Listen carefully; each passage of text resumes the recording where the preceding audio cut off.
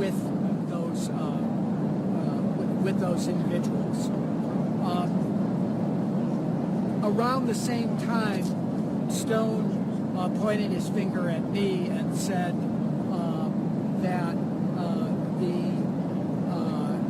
I could expect some treatment that would kind of expose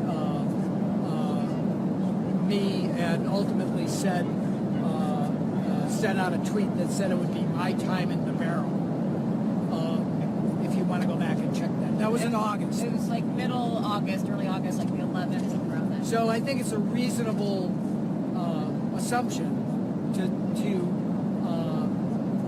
or at least a reasonable conclusion, that Mr. Stone had advance warning in the Trump campaign, had advance warning about what Assange was going to do.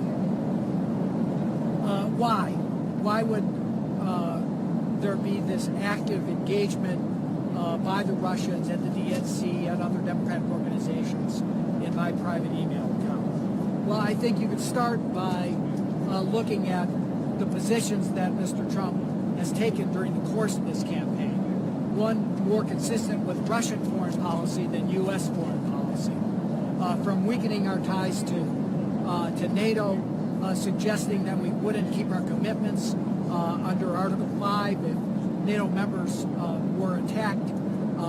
His excuse and really lack of knowledge about the Russian involvement in invasion of Ukraine, the illegal annexation of Crimea, his suggestion that the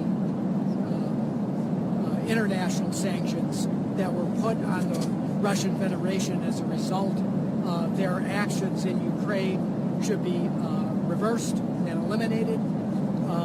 His apparent love affair, bromance, as I've called it in the past, with Vladimir Putin. Maybe that's the start of it. On the debate stage on Sunday night, he went even a step further when asked about Mike Pence's earlier comments in the earlier debate, taking issue with the Russian attacks on Syrian civilians in Aleppo and in Syria. And he said, well, he hadn't talked to me. I disagree with that. When Pence had taken a tough line against the Russian human rights violations and the Assad human rights violations in Syria. So it may just be policy. It may be just that they found somebody who essentially has adopted lock, stock, and barrel the Putin foreign policy. Or perhaps it's Mr. Trump's deep engagement and ties with Russian interests in his business affairs, which we've learned something about as a result of reporting by various news organizations. The deep relationship he has with Sergei Melyan, who's brought Russian oligarchs' money into the Trump organization. That was reported by ABC News. Forbes reporting on Bayrock and Felix Sater, who has connections with organized crime and Russian organized crime. We don't know.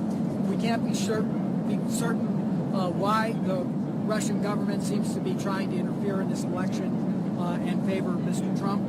But we do know that that is, in fact, is what's been going on.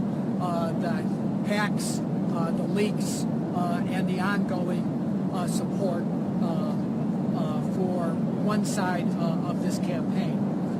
The other thing we know is that Mr. Trump has continuously excused the behavior of the Russian government.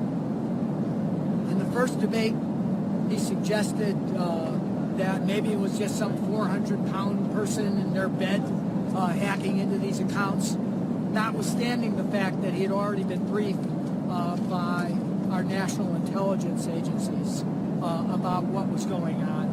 On Sunday night, he repeated his claim that we don't even know if a hack exists, notwithstanding the statement on Friday from the Director of National Intelligence and the Department of Homeland Security.